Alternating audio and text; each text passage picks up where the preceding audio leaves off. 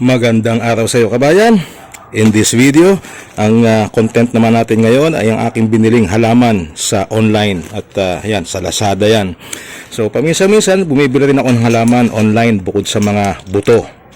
Yung halaman na gusto kong idagdag, halimbawa sa kung anong meron ako dito sa bahay. So ayan, binuksan na kagad natin. At ito nga pala, ang presyo nito ay ayan, makikita ba ng maliwanag? 366.50. Yan. So, ito yung packaging niya. Dalawang halaman kasi ito. Yan. Medyo lumabo ang camera. Finokus lang natin.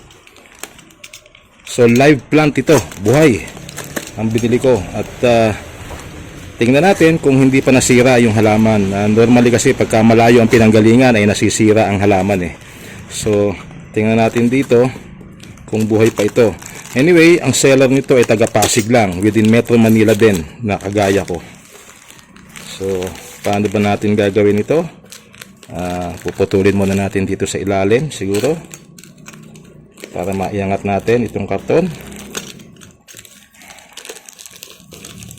Ibang klase ang pagkakabalot niya. Pinagsama sa isang karton ng dalawa. May kasama na siyang lupa. Ayan, hindi siya uprooted. Ito nga natin buksan.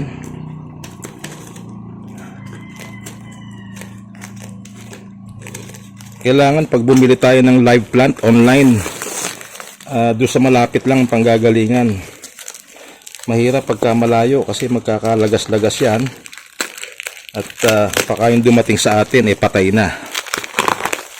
So anyway, ito in order ko about 3 days ago. So 3 araw din. So tingnan natin. Ayan ang dahon. Ayan, mayroong pula. Dalawang halaman yan.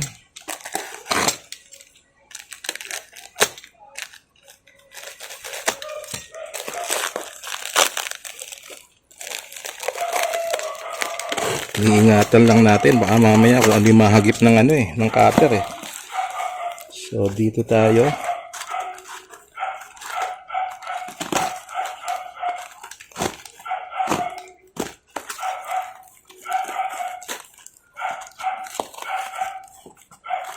Ayan.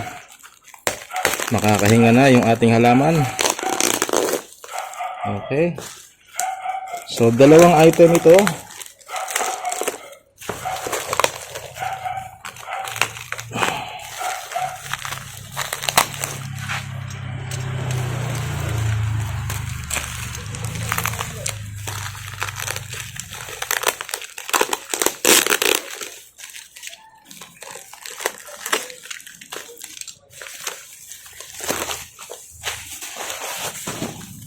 Ayan.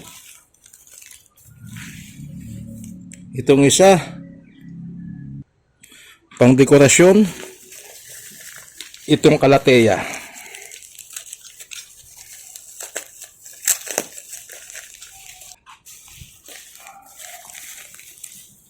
Pakawalan natin siya.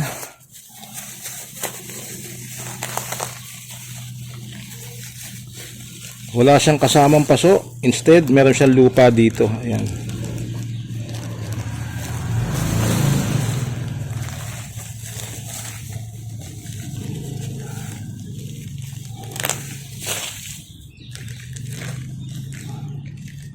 Buhay naman siya. Buhay na buhay. Although nagalaw ang lupa niya, hindi masyadong nasakal, hindi masyadong naimpake na mahigpit. Pero buhay naman siya. Yan. So tricolor itong aking kalateya na in-order. Pula yung ilalim ng dahon niya, and then white and green naman. Ito namang isang ito, pandan.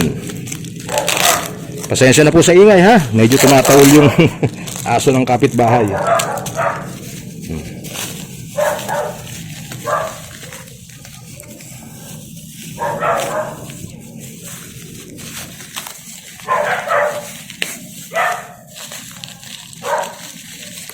So ayan, buhay na buhay naman at matigas ang lupa nitong isang ito.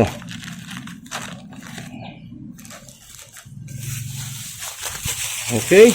So ito yung mga nabili ko online at makikita mo, buhay na buhay naman siya. Ito kailangan lang medyo dagdagan ko ng lupa para medyo pumirmi kasi nagalaw yung lupa niya. But anyway, ito yung isang paraan ng pagbili ng halaman online. Dapat po yung pipiliin yung seller ay malapit lang sa inyong lugar para makasigurado tayo na medyo hindi malalanta na masyado yung ating bibilhin na halaman.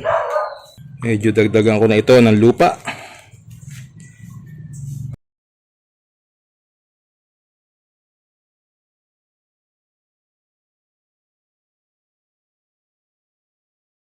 Pagka ganitong dumaan sa stress ang halaman dahil sa biyahe, ay ilalagay ko muna siya sa lilim ng mga ilang araw, isang linggo. At hindi ko rin siya ililipat muna sa kanyang kinalalagyan sa ngayon. So maghintay muna ako ng mga isang linggo sa lilim, and then afterwards, pag fully recovered na siya, pwede ko na siyang i-transplant sa mas malaki at pwede ko na rin i-divide kung kailangang i-divide. Itong dumating sa akin ay basa na yung kanyang lupa. So hindi ko na kailangang diligan. Kapag dumating sa inyo, halimbawa na tuyong-tuyo ang lupa niyan, mas mainam po yan, diligan nyo at ilagay sa lilim para tuluyan siya makarecover. Lalong-lalo na pag nakita nyong nalalanta yung mga dahon. In this case naman, wala naman nagwi-wilt, walang nalalanta sa mga dahon, buhay na buhay. Lalo na itong kalateya, itong gusto ko talaga dito yan. Gusto ko magdagdag nito sa aking bakuran. Paano nga pala malalaman kung malayo o malapit sa iyo yung seller na gusto mong bilihan? Ang pinagbabasehan ko lang dyan ay yung halaga ng shipping.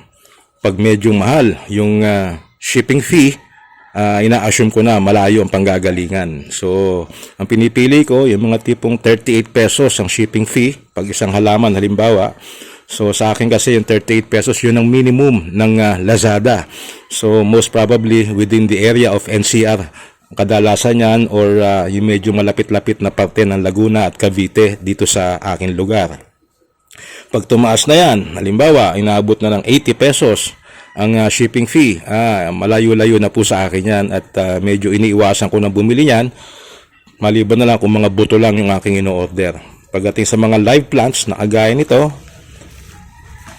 kailangan medyo malapit lang sa lugar ninyo yung inyong o-orderan. Umo-order na lang ako online paminsan-minsan kesa naman bibiyahe pa ako para pumunta sa mga plant nurseries, lalo ngayon na ang mahal ng ating gasolina. At sa mga online stores may makikita ka rin na medyo mura ang presyo kumpara doon sa mga ibang plant nurseries na napupuntahan ko dito na malapit sa lugar ko. So minsan mas mura pa doon sa online shop kagaya ng Lazada.